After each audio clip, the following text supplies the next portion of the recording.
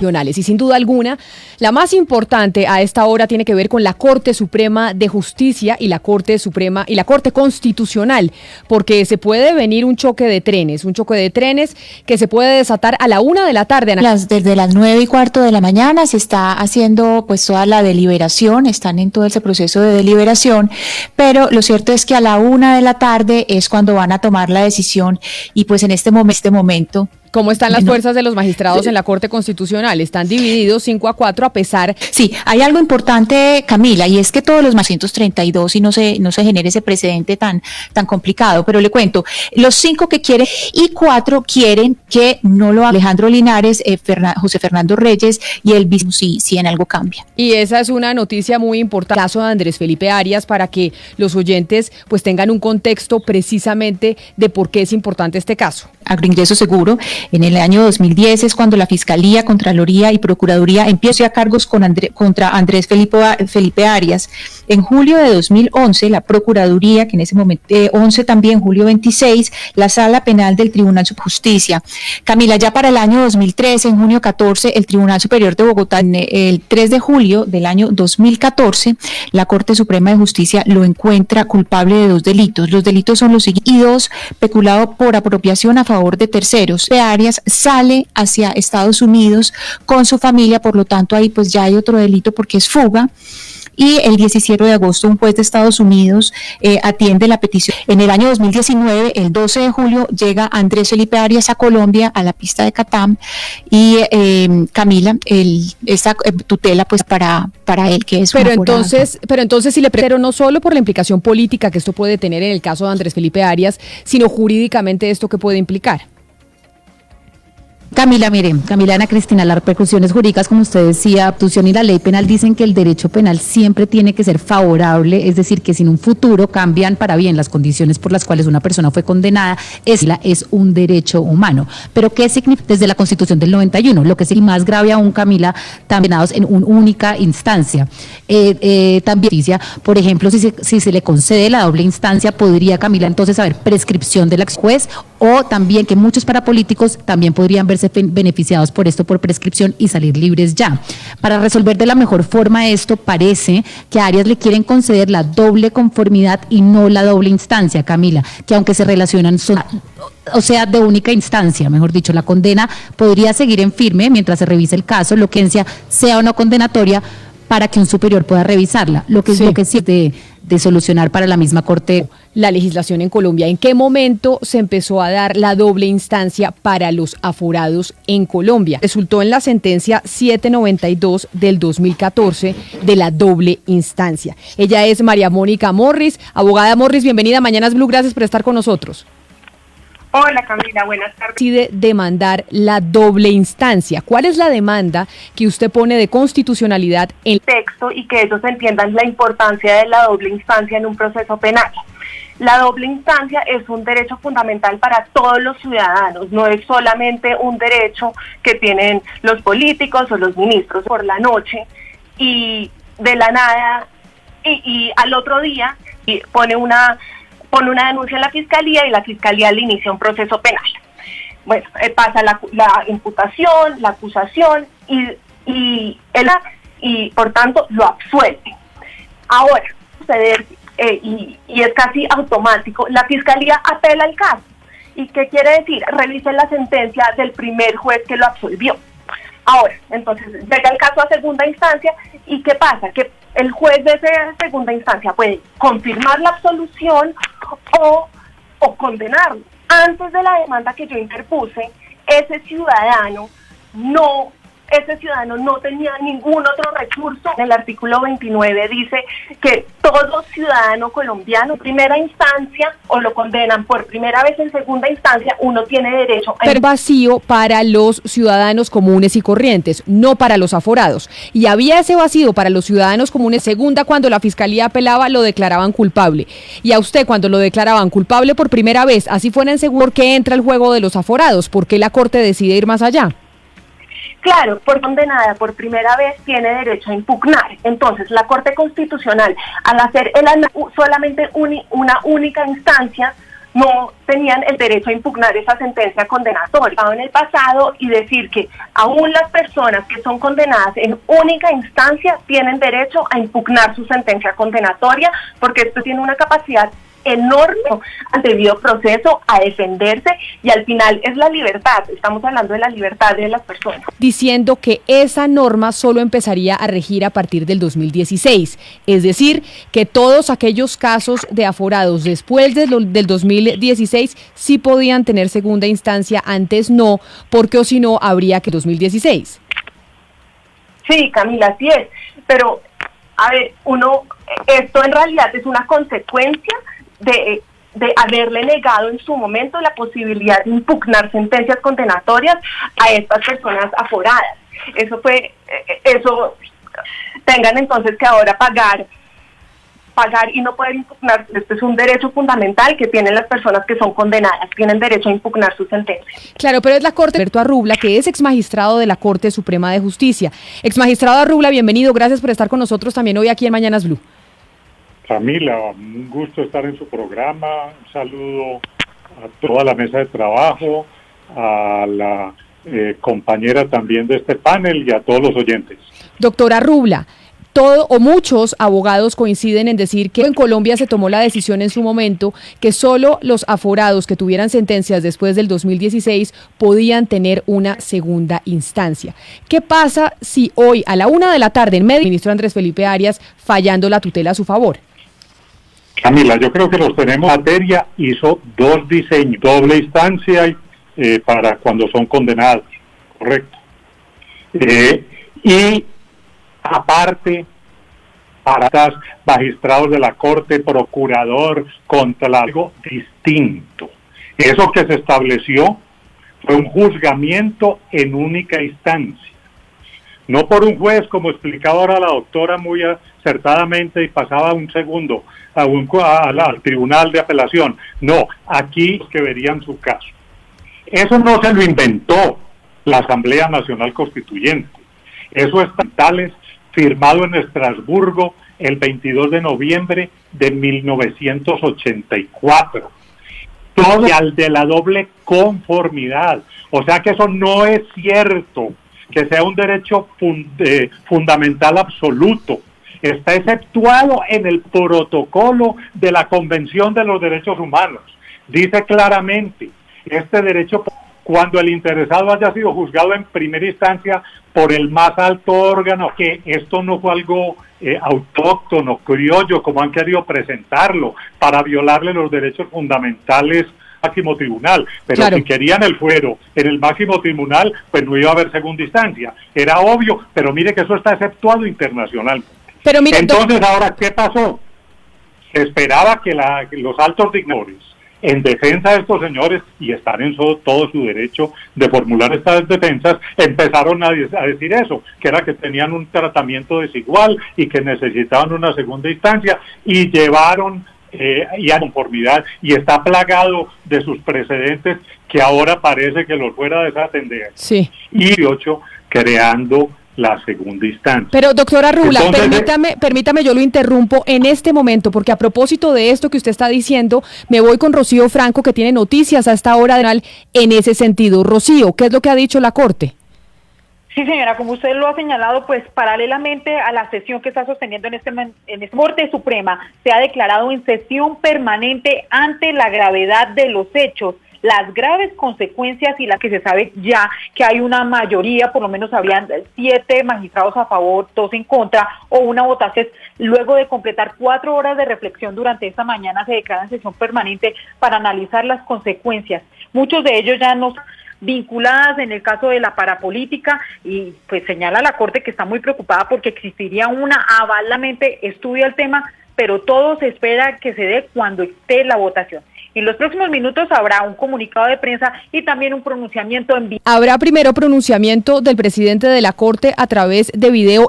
Los magistrados quedan reunidos analizando el tema, mirando qué podría hacer, que es muy poco frente a un fallo que tendría que cumplirse pues por parte de la Corte Constitucional, pero también esperando cuáles serían los límites, porque un límite solo para su caso, o habría un límite en el tiempo para el resto de casos.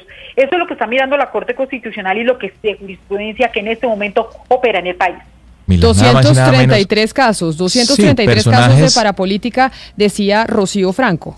Personajes, Camila, como Álvaro García, conocido como el Gordo García, Mario Uribe Escobar, el primo del expresidente Uribe, Miguel de la Espriella, ¿quién más? Díaz Diego Palacio, César Pérez García, aquí de Antioquia. Es que la lista son 232 personas. Pero entonces, doctora Rubla, cuando se habla de 30 años de trabajo y en decir que una decisión de una tutela puede generar semejante desbarajuste institucional.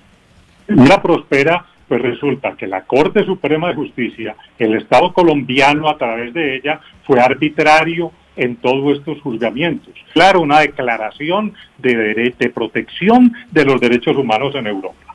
Pero fuera de eso habría un problema, que sería un ataque a la cosa juzgada, porque si necesitaba una doble conformidad, pues quiere decir que con una sola no hay cosa juzgada. Y si no hay cosa juzgada, la prescripción de la acción penal no se interrumpió. Y si la segunda conformidad sea absolviendo o condenando, no se sabe, únicamente para que se verifique y se ordene el archivo. Y lo malo es que entonces quiere decir que como una arbitrariedad, el Estado colombiano le causó un perjuicio a esos señores y apenas empiezan a correr los 2 años para la acción de reparación directa en el Consejo de Estado, y no solamente vamos a perder vamos a quedar debiendo, porque enseguida todos van a demandar al Estado y lo más seguro es que logren condenas porque estuvieron encarcelados o pagaron ya la condena injustamente. Eso es gravísimo, ¿sí? Y los abogados a poner todos los recursos que quieran, eso ni más faltaba. Lo que estamos analizando es el problema no es para un caso solo, es para todos los, va también a afectar a casos que fallaron los tribunales superiores. Entonces no hay 2 sentencias conformes, y entonces ¿quién va a ser la tercera instancia? Ese es un vacío que dejó el Congreso en un caso de esos.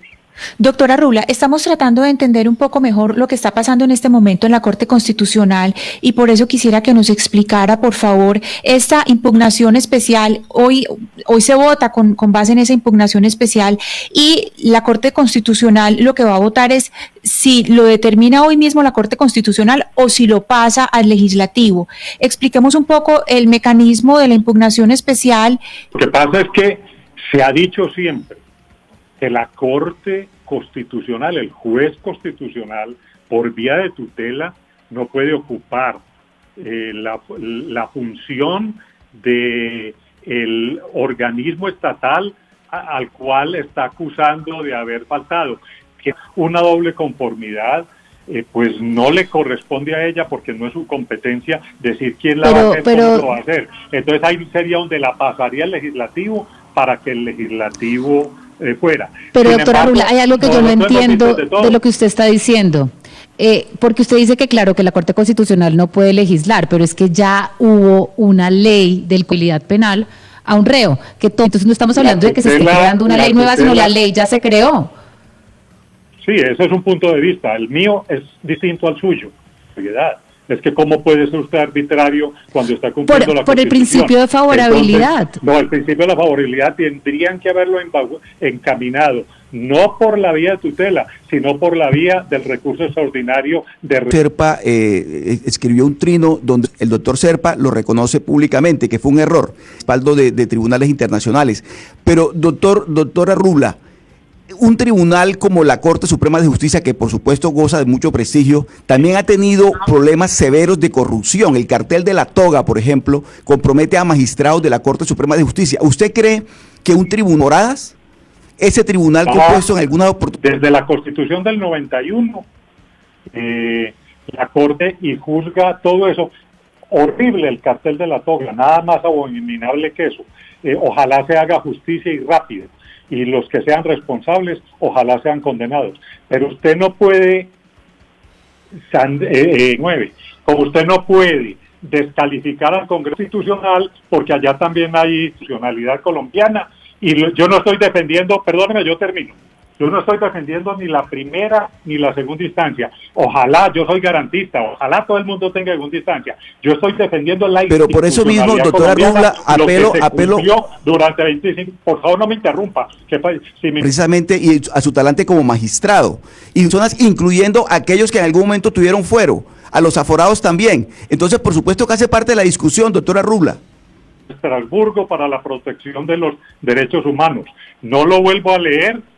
Pero sobre cuando la gente dice acá hay un derecho humano que coincide con eso, que usted es garantista y que todos deben tener una segunda instancia, no se le debería conceder a aquellos que tuvieron fallos antes del 2016, porque es como si a uno le dijeran, sí, yo les he dicho es que lo que no estoy de acuerdo es con la vía. Usted para poder llegar, porque la Corte Suprema no hizo otra cosa distinta que aplicar la Constitución que en ese momento estaba vigente, correcto. Entonces, claro. Y usted no puede entonces decir que porque la Corte fue arbitraria, no, busque otra vía. Para eso hay un Congreso, para eso...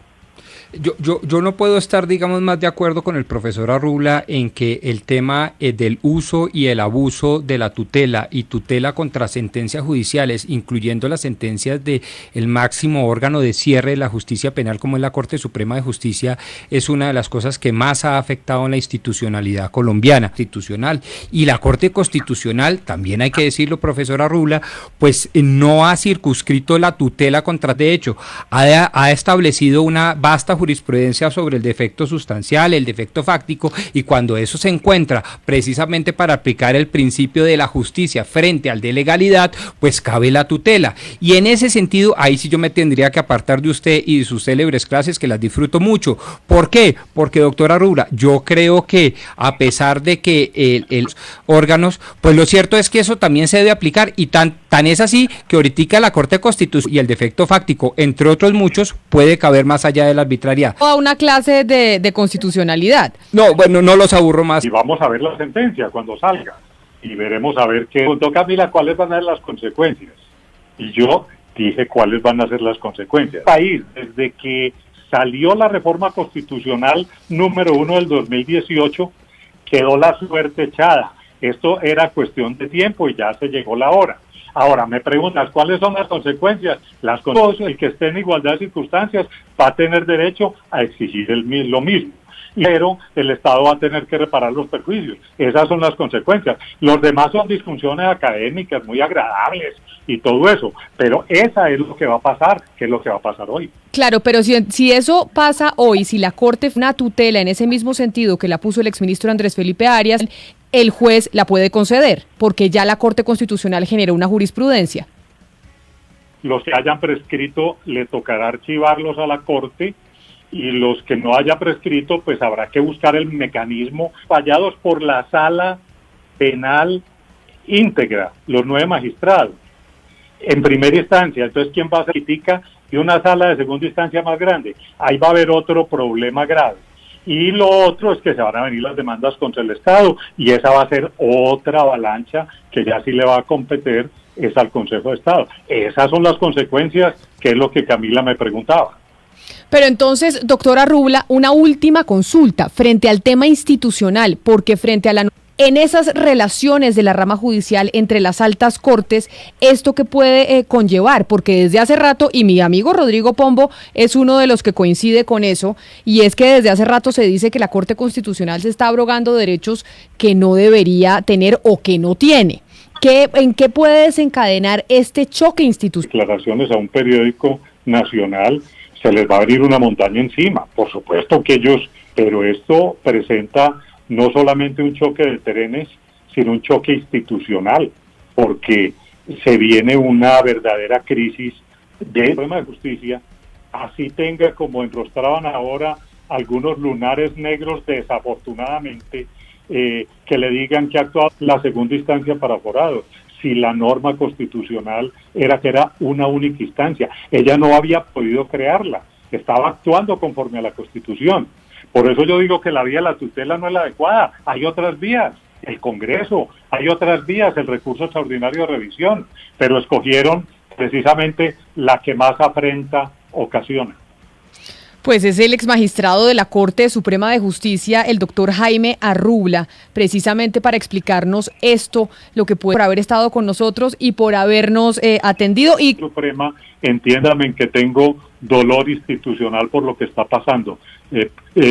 O sea que el acaloramiento o el entusiasmo es debido precisamente a ese vínculo de estima que tengo con la corporación. Muchas gracias. Entendemos perfectamente, exmagistrado constitucional, precisamente para fallar esa instancia para los aforados. Y es por eso que hoy, Pombo, en la Corte Suprema de Justicia, pues hay esa sala de juristas consideran que acá estamos hablando de un derecho humano, también el desbarajuste institucional que esto puede generar no es menor.